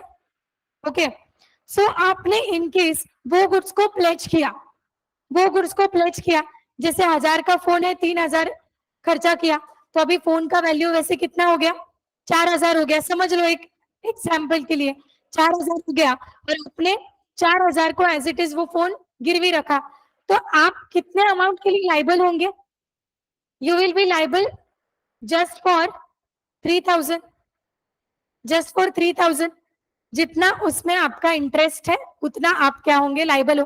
वैसे आप तो फाइंडर ऑफ गुड्स हो, you are not owner of the goods, but still क्या उस गुड्स में आपका इंटरेस्ट है, हाँ, you have interest in the goods, है ना, इसके लिए you will be liable up to the extent of the interest का अमाउंट।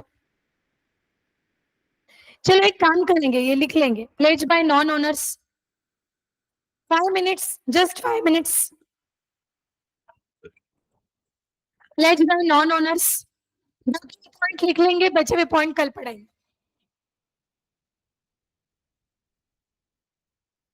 अभी मजा नहीं आता 1.5 घंटे में, कल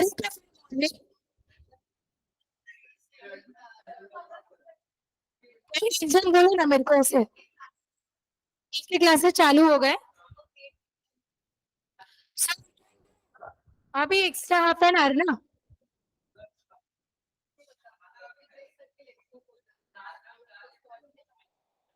चलो लिखो, लंच को तो टाइम मिलेगा, वैसी बात नहीं है, बट आपका जो शेड्यूल है वो और आधा घंटा एक्सीड होएगा, आधे घंटे से क्या फर्क पड़ता है, नहीं,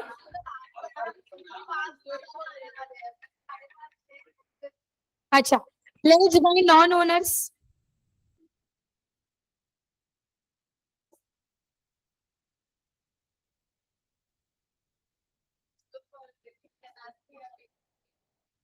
प्लेज बाय नॉन ओनर्स में लिखो, owner will have authority, owner will have, pledge by non owners में एक पॉइंट लिखना है, owner will have authority to sell, owner will have authority to sell or pledge the goods.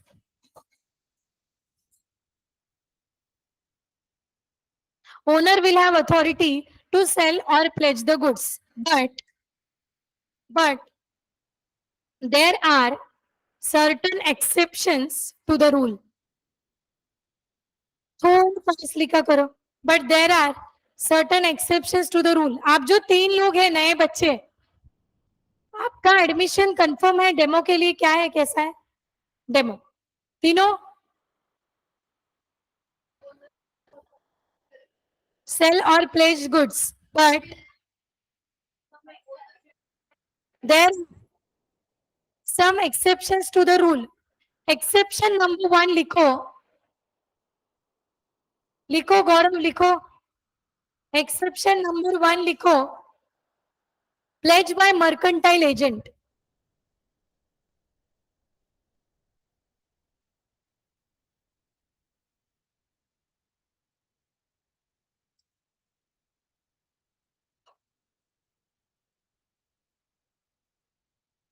Pledge by mercantile agent लिखो,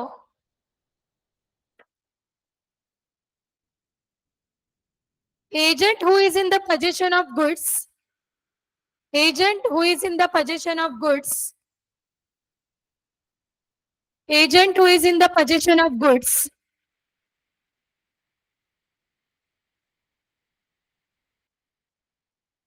with consent of owner, consent of owner and in ordinary course of business,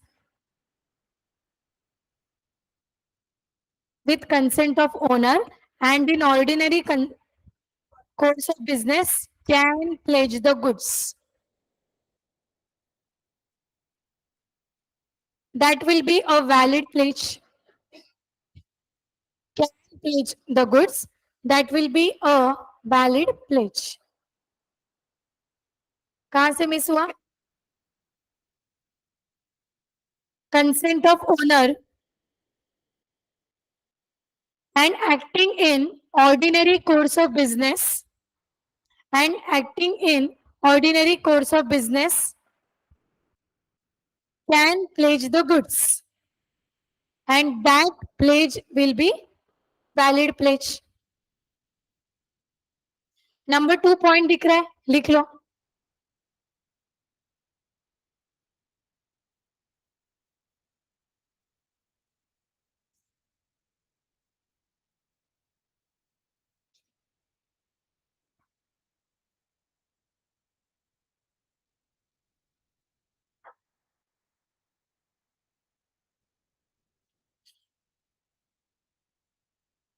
लिख लो point number 2, उसका explanation मैं देती हूँ.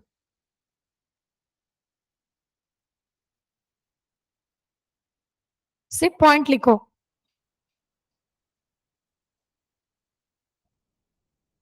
Done. हाँ, लिखो. When pleasure has obtained the possession of goods, when pleasure has obtained possession of goods under voidable contract, when pleasure has obtained possession of goods under voidable contract,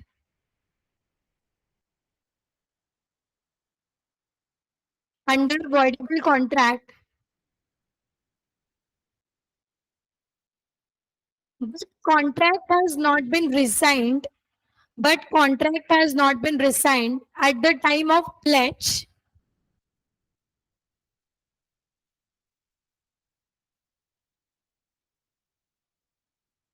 at the time of pledge,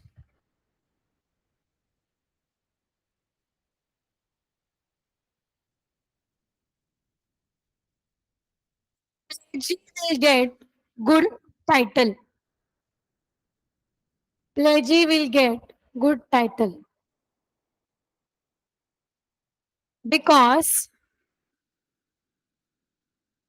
he acted in good faith. Because he acted in good faith and without notice of, he acted in good faith and without notice of pledger's defect in title.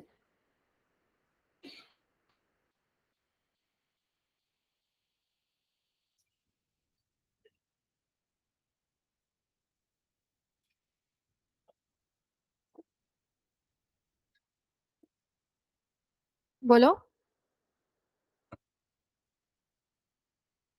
Pleasure अभी जो goods को pledge कर रहा है वो कौन हो गया? प्लेजर हो गया. एंड जिसको गुड्स प्लेज किया जाता है वो प्लेजी हो गया. क्या गुंडू भाई और एक्सवाइजेड के बीच में प्लेज का ट्रांजेक्शन हुआ है? करेक्ट है. गुंडू भाई मतलब प्लेजर. क्या उसने गुड्स प्लेजी के पास रखे? एक्सवाइजेड 20 करोड़ का सोना, 18 करोड़ का डेट लिया, 20 करोड़ का सोना एज ए सिक्योरिटी रखा, तो प्लेजी कौन कौन हो गया? XYZ. He will get good title. मतलब अल्टीमेटली प्लेज का ट्रांजेक्शन क्या मानेंगे? वैलिड मानेंगे. क्यों? क्योंकि उसको पता नहीं था उसने कैसे गुड्स को ग्रैब किया है, इसके लिए that transaction will be valid.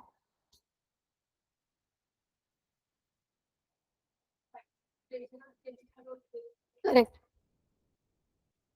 दादाजी का क्या होगा अगर उन्होंने मंडे के दिन केस फाइल कर दिया? तो अल्टीमेटली गुंडू भाई विल हैव टू कंपेंसेट दादाजी. जैसे 20 लाख रुपए ही दिए हैं तो बचे हुए पैसे क्या करना पड़ेगा? देना पड़ेगा. उन लोगों में प्लेज का कॉन्ट्रैक्ट नहीं गा. उन लोगों में तो अल्टीमेटली उन्होंने क्या किया है? वॉइडेबल कॉन्ट्रैक्ट ही है. डर के मारे कॉन्ट्रैक्ट में इंटर करवाया दादाजी से. सो दादाजी बोलेंगे मेरे मेरे 20 करोड़ का मुझे क्या चाहिए? कंपेंसेशन चाहिए. सो उसको 20 करोड़ का कंपेंसेशन देना पड़ेगा. रही बात वो गोल्ड की, सो वो अल्टीमेटली किसको मिला है? XYZ को. तो वो वैलिड. कंपेंसेट करके तो इधर देना पड़ेगा. सो गुंडू भाई फंसेगा.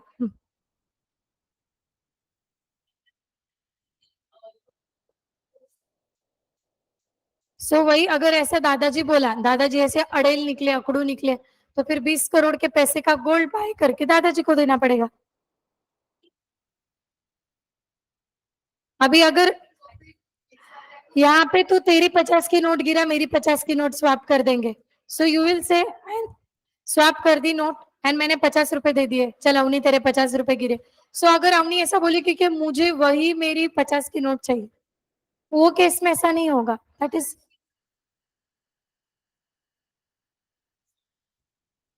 बने बनाए जेवर होंगे तो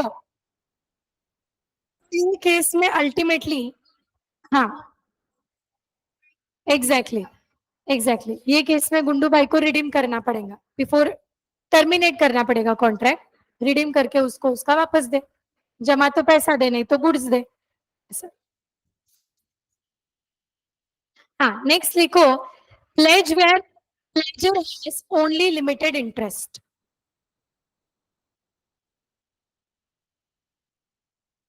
pledge where pledgor has only limited interest, उसके आगे बस इतना लिखो, the pledge is valid to the extent of the interest. The pledge is valid to the extent of that interest.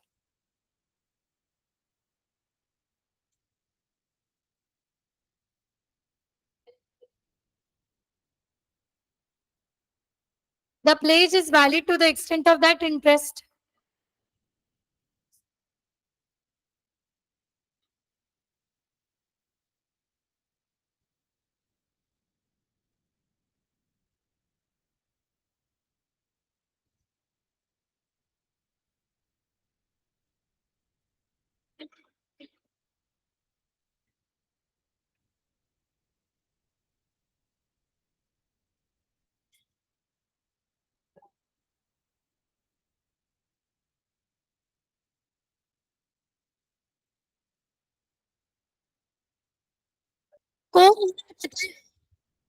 को ओनर मतलब कोई पर्टिकुलर गुड्स का एक से ज्यादा ओनर हो, उसे को ओनर बोला जाएगा। सो अगर if the goods are owned by many person and with the consent of other owners left in the position of one of the owner, so ultimately वो क्या बन जाएगा, वैलिड प्लेज। मतलब एक गुड्स है, जैसे ये मोबाइल फोन, ये मोबाइल फोन के 3 ओनर्स है, ए बी सी, एबीसी का मिलके ओनरशिप है, तो चाहे वो फोन ए के पास रहे, बी के पास रहे या सी के पास रहे, कुछ फर्क पड़ने वाला है? No, because they are the co owners. And तीनों में से किसी एक पर्सन ने भी but with the consent of other owners, जैसे ये तो मर्केंटाइल एजेंट की तरह ही हो गया, एजेंट एक्ट करता है but with the consent of principal in the ordinary course of business, then that pledge will be valid. So in the same way, अगर कोई गुड्स के को ओनर्स हैं एंड को ओनर्स में से one of the owner goods को गिरवी रखता है, प्लेज करता है with consent of other, then that will be valid pledge, no problem with that. Then है प्लेज बाय सेलर और बायर इन पोजेशन। सेलर और बायर इन पोजेशन, आपको लेना है वो साइकिल, गेयर वाली साइकिल। सो आपको गियर वाली साइकिल चाहिए, आप एक अच्छे शॉप पे चले गए, वो शक्ति स्पोर्ट्स कुछ है ना, या वो अपना डेकेथलॉन, सो आप वहां पे चले गए। अभी आपने मस्त पैकी गियर वाली साइकिल साइड में रखवाई, ओके, आपने गियर वाली साइकिल बोले सर ये साइकिल मेरे नाम से साइड में रख लो, आपकी बात हो गई है, आपकी बात हो गई है, अल्टीमेटली अल्टीमेटली आपने पेमेंट नहीं किया है, बट आप उसके क्या बन जाओगे, ओनर बन जाओगे व्हेन यू पे द अमाउंट। सो आपने आपका गुड्स साइड में रखवाया, बोले कि मैं टाइम से वापस आ जाऊंगा, शाम तक मैं ये साइकिल लेके जाऊंगा, आप किसी को मत देना। शाम हो गई, दूसरे दिन की सवेरे हो गई, दूसरे दिन की शाम हो गई, आप ले ही नहीं। तो वहां पे एक दूसरा कस्टमर आया, बोले ये जो साइकिल आपने साइड में रखी है बहुत मस्त साइकिल है, क्या आप ये साइकिल मुझे प्लेज पे दे सकते हो क्या, मतलब मेरे पास गिरवी रख सकते हो क्या। अल्टीमेटली प्लेज पे देना मतलब इनके सेलर को पैसों की जरूरत पड़ी, सेलर को पैसों की जरूरत पड़ी और उसको क्या करना है, साइकिल को प्लेज करना है, साइकिल को गिरवी रख के कुछ पैसे उधार चाहिए।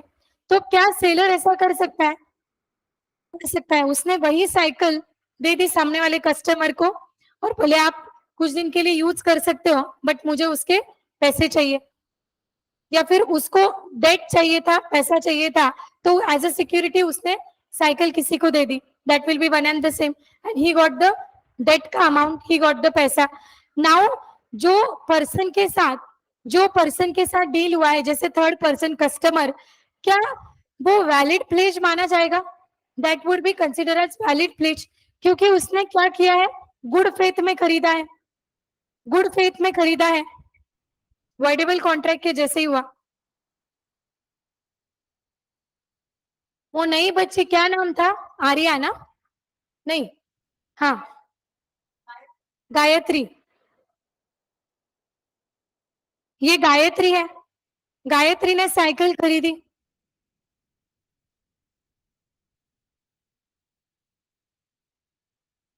साइकिल ही है ना? हाँ, तो ये थोड़ी यूनिक साइकिल है, आप नहीं समझोगे। गायत्री को साइकिल खरीदना है, ओके। सो मैं यहाँ पे डी लिख रही हूँ, मतलब Decathlon, Decathlon, okay. Gayatri Decathlon गई और उसको ये गेयर वाली साइकिल बहुत पसंद आ गई। सो उसने खरीद के यहाँ पे डेकेथलॉन के ओनर के पास क्या कर दी, रखवा दी।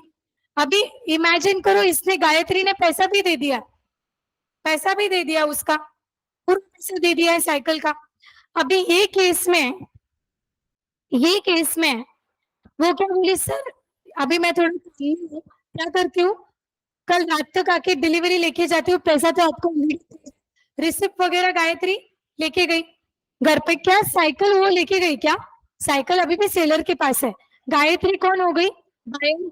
और ये डेकेथलॉन कौन हो गया? सेलर हो गया। अभी ये जो सेलर है ये थोड़ा लालची है पैसों का। 2 दिन के लिए साइकिल क्या है उसके पास है, मतलब आज दिन से लेकर तो कल इवनिंग तक, गायत्री कल इवनिंग में जाके साइकिल का डिलीवरी लेने वाली है। तो उतने में उनके पास एक दूसरा कस्टमर और वो कस्टमर की नजर ये साइकिल पे पड़ी। ये देखो ऐसे देख रहा है, कस्टमर की नजर साइकिल पे पड़ी। बोले वाह कितनी मस्त साइकिल है, कितनी मस्त साइकिल है। बोले काश मैं ये खरीद पाता, काश मैं ये खरीद पाता। ऐसा वो उसके दोस्त के साथ डिस्कशन कर रहा है और ये सेलर ने सुन लिया, सेलर ने सुन लिया। तो बोले कि सर क्या साइकिल तो खरीद नहीं सकते हो, तो यूज तो कर ही सकते हो, यूज तो कर ही सकते हो। तो ये कस्टमर ने बोला सर कैसे? तो बोले मैं और मिलके एक प्लेज का ट्रांजैक्शन करेंगे, उसमें आप मुझे कुछ उधार दो, आप मुझे कुछ डेट दो, मैं क्या करूंगा, मेरा कोई गुड्स आपके पास गिरवी रखूंगा, मेरा कोई गुड्स आपके पास में गिरवी रखूंगा और मेरे कंसेंट से आप क्या कर सकते हो, उसको चला सकते हो, यूज कर सकते हो। तो कस्टमर ने बोला अच्छा डील है। तो ये एक दिन का, ये इसने क्या किया, बोले एक दिन का आपसे मैं 1500 रुपीज लूंगा, साइकिल बहुत महंगी थी।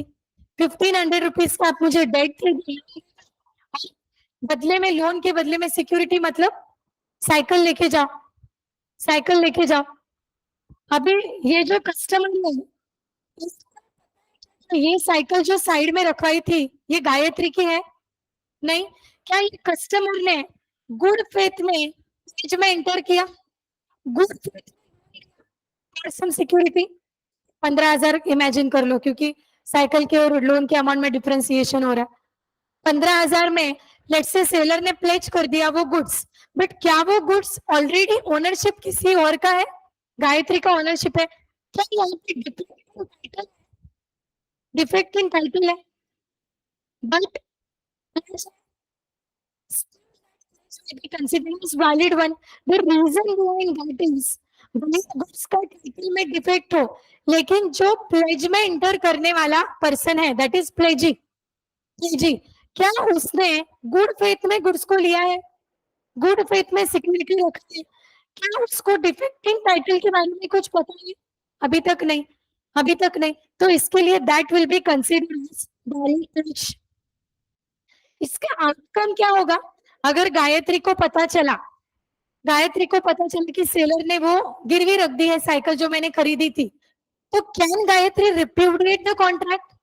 Yes. Can claim for the damages? Yes. बोल सकती जाओ मेरे को नहीं खरीदनी साइकिल, मेरे पैसे वापस दो। She can say that, that means repudiate करना, कैंसिल करना। क्या वो बोल सकती है मेरे को डैमेजेस चाहिए, मेरी ओनरशिप वाली साइकिल आपने कैसे दी? सो आउटकम में भी इधर वेज, है ना? क्या आपको समझा? अल्टीमेटली चाहे वॉइडेबल कॉन्ट्रैक्ट हो या चाहे कोई और कॉन्ट्रैक्ट हो, अगर गुड्स में डिफेक्ट है, गुड्स के टाइटल में प्रॉब्लम है, मतलब ओनरशिप में प्रॉब्लम है, और सामने वाले गुड पर्सन है मतलब प्लेजी ने वो गुड्स किए हैं या वो गुड्स उसके पास गिरवी रखा है for some purpose but with good intention that is in good faith. और कबीर सिंह ऊर्जा that is in good faith. Good faith और without knowing about the defecting title. तो ये केस में अल्टीमेटली प्लेज क्या माना जाएगा? That will be consider as valid pledge क्योंकि किसी थर्ड पर्सन के साथ नाइंसाफी ना हो. क्या गायत्री के पास बहुत सारे ऑप्शन है? Can she sue? She can. Damages कर सकती है, ऐसा बोल सकती है. So she have all other options because ultimately वो बायर है. ट्रांजेक्शन किन दो लोगों के बीच में हुआ? Seller and customer. ओके. जो गुड्स को प्रोवाइड करता है वो कौन हो गया? प्लेजर हो गया.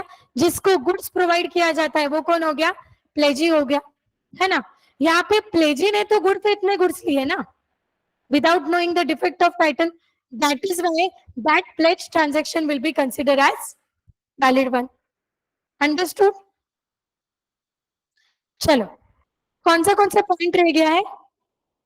लिखो. प्लेज बाय को ओनर. प्लेज बाय को ओनर. क्वेश्चन नंबर 9 नहीं आया आपको? Okay.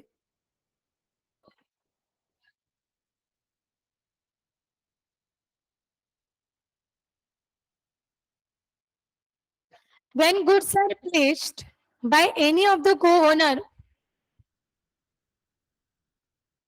when goods are placed by any of the co-owner, with consent of other owners, but with consent of other owners, then that pledge will be valid. When goods are placed by any of co-owners, अभी सबके चेहरे देख के मेरे को repeat करना पड़ रहा है. When goods are placed by any of co-owners, यहाँ तक लिखा, कॉमा कर दो. हाँ.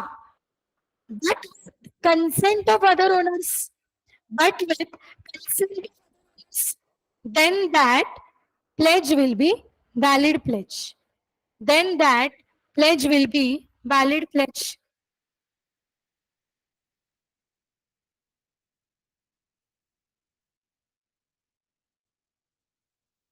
नेक्स्ट पॉइंट लिखो, उसमें नंबर 5 होगा ना. प्लेज बाय सेलर और buyer in possession.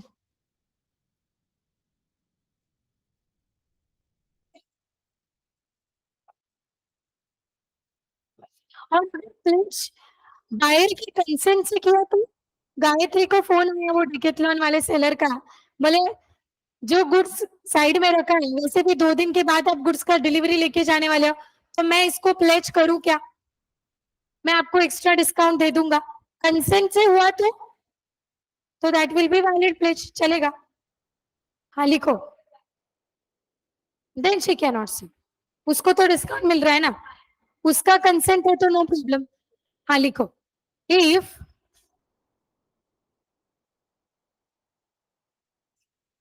the goods have been left after sale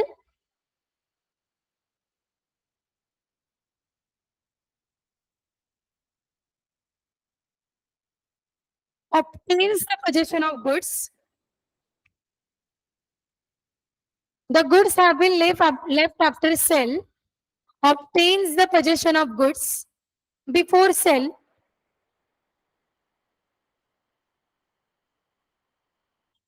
can make valid pledge. Can make valid pledge.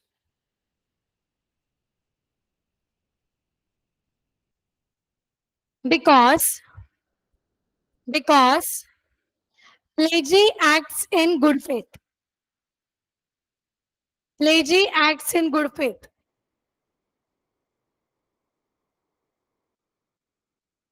The goods have been left after sale obtains possession of goods before sale, can make valid pledge because pledging acts in good faith and have Pledgee acts in good faith and have no knowledge about the Pledgee acts in good faith and have no knowledge about the defect in title.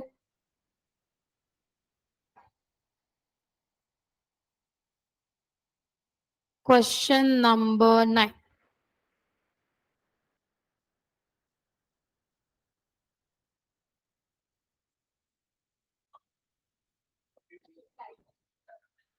Number 9 question read करेगा इधर ध्यान दो, कोई आपस में बड़बड़ नहीं करेगा. सृष्टि acquired, अपने आया क्या कोई सृष्टि? नहीं. सृष्टि acquired valuable diamond at very low price by voidable contract. बाप रे. सृष्टि ने धमकी देके किसी से क्या किया? एक महंगा सा डायमंड खरीद लिया बहुत कम पैसों में.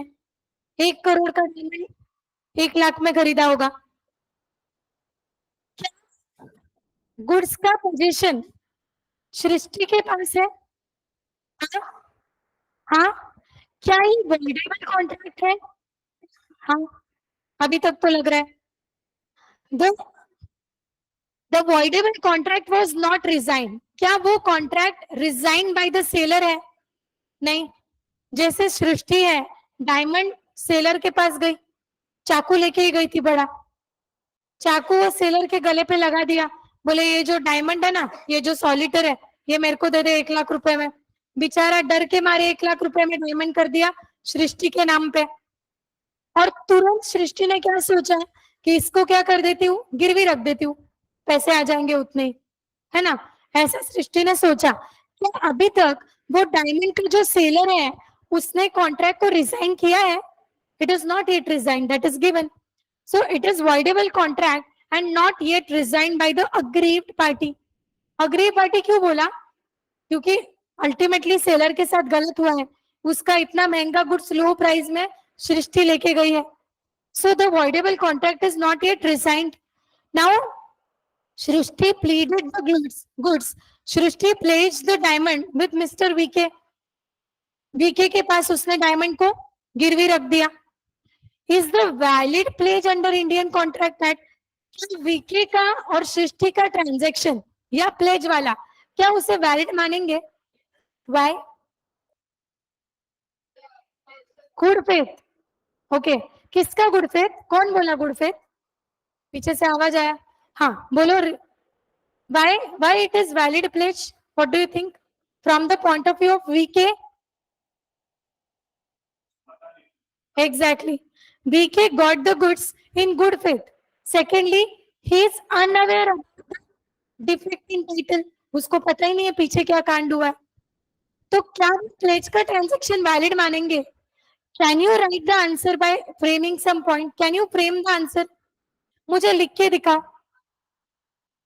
मैम क्या मैम, देखो 3 मिनट में कुछ भी हो सकता है. 3 मिनट है पूरे, लिखो. अभी सी, is this valid pledge under Indian Contract Act? Answer is yes or no? Yes. So you will have to write yes. Why it is yes? This is valid pledge under Indian Contract Act. Yes. This is valid pledge under Indian Contract Act 1872. I want the reason. Everybody's answer will be different. Try to write down answer in pointer form. जल्दी से answer frame करो. मैं 10 लोगों के answer सुनूंगी फिर ही जाऊंगी, तभी आपको ब्रेक मिलेगा. फटाफट आंसर फ्रेम करो.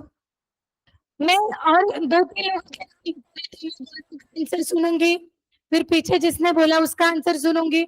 इधर शौनक का, प्रियांका स्पेशली, देन सागरिका का आंसर सुनूंगी, मिताली का सुनूंगी. ये लोगों ने तो फास्ट फ्रेम करना ही है. पीछे गायत्री आंसर लिखे तो सुन लूंगी. हाँ, क्वेश्चन डिस्प्ले करती हूँ. क्या क्या क्या? नहीं, ऐसा कुछ नहीं है. वो मेरी सुनता है. चलो, तुम लोगों जैसा नहीं है वो. Try to frame answer. It is not necessary कि एग्जैक्टली मस्त आंसर होगा. सबका इंग्लिश अलग है, सबका आंसर अलग हो सकता है. कैसे आप आंसर फ्रेम करते हो थियरी का? Within 3 to 4 points I want proper answer. Yash क्यों नहीं आया आज? इधर वाले यश नहीं आया, नकुल नहीं आया। यश बीमार है, नकुल वो भी बीमार, गाँव को गए। और कौन नहीं है रे? सिया तो ऑनलाइन है, बट सिया ऑनलाइन थी। आर्या ऑनलाइन है, रानी ऑनलाइन है। नहीं, सिया ऑनलाइन थी, अभी नहीं है, थोड़ी देर के लिए आई थी। चल लिखो, आंसर लिखो, क्या गलत बात है? मैं सात्विकी का भी आंसर सुनूंगी। क्या आपको 3-4 लाइन में आंसर फ्रेम करना है? ज्यादा आंसर है ही नहीं, 3-4 पॉइंट्स, मतलब वही पॉइंटर फॉर्म में लिखो आंसर।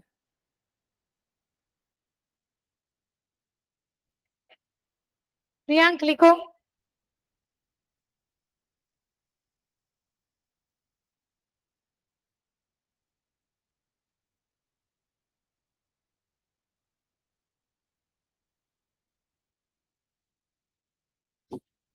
नंबर 9 सॉल्व करना है आयुष, क्वेश्चन नंबर 9।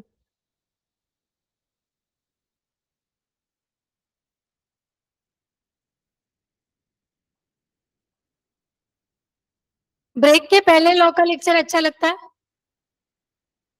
क्यों? और ब्रेक के बाद नींद आएगी। सुबह का भी आपका मैनेजमेंट ना, 12th का लेक्चर अभी we can't do that and we can't do anything.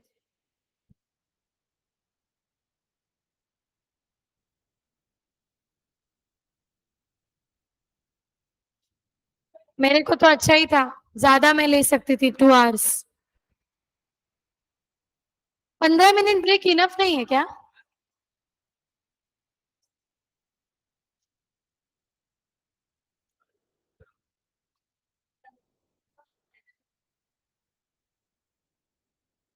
जिसका आंसर हुआ है रेज हैंड।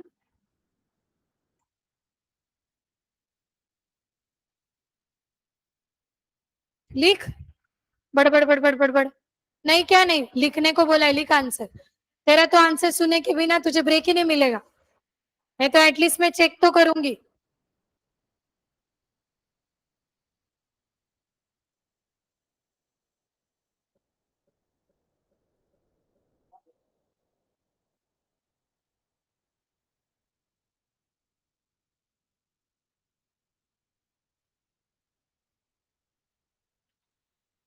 हो गया क्या मंथन?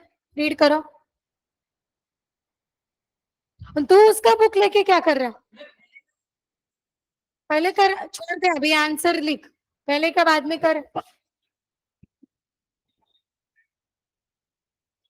तो फिर reason, is this valid pledge? No कौन बोला रे? यस। हाँ, हाँ, अभी बोल चल। ऐसा लिखना है, फ्रेम कैसा करना है बोल रही हूँ।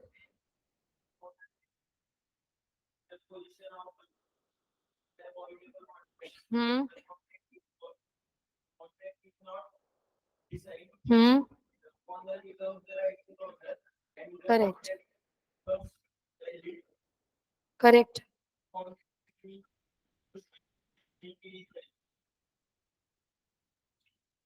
अच्छा, वो तो ठीक है, समझाया, बट क्यों वैलिड है? और लिखना, VK got the goods in good faith and he is unaware about the defect in title, आधा ही आंसर लिखा। और किसका आंसर हुआ?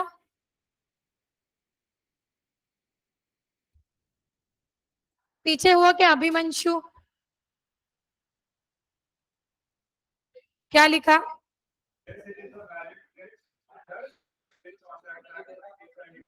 हाँ,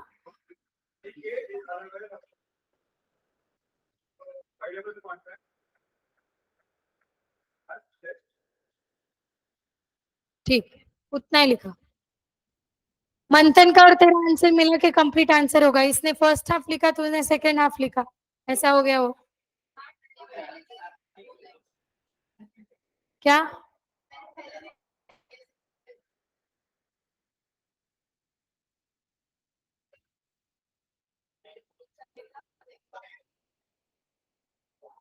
चले, पढ़।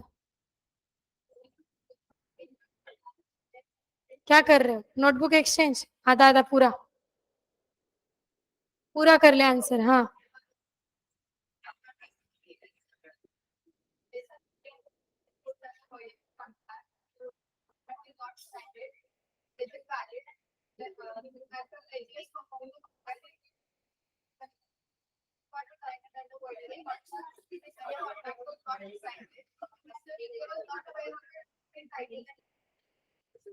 करेक्ट.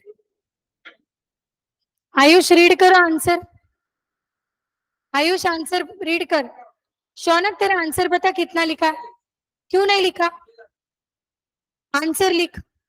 अभी टिफिन में एकदम मस्त हो जाएगा है ना.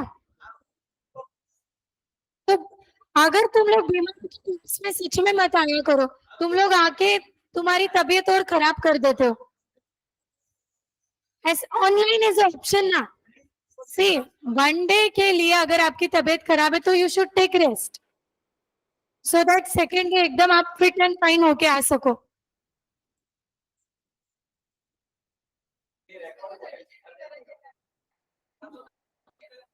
करेक्ट. साक्षी रीड करो आंसर.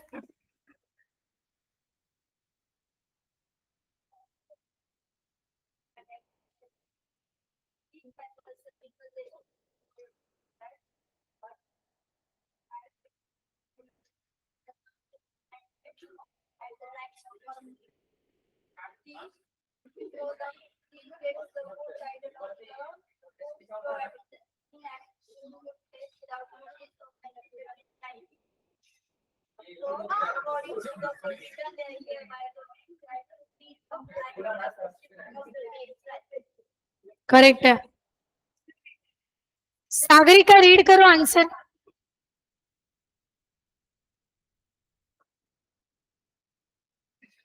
आंसर रीड करो. क्या चाहिए तुम लोगों का? तुम दोनों पास में मत बैठा करो. टॉम एंड जेरी हो क्या?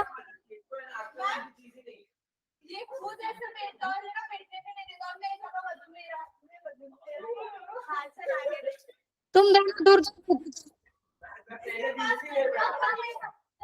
आगे पीछे भी मत बैठा करो. क्लास डिस्टर्ब होता है पूरा. कौन रीड कर रहा था?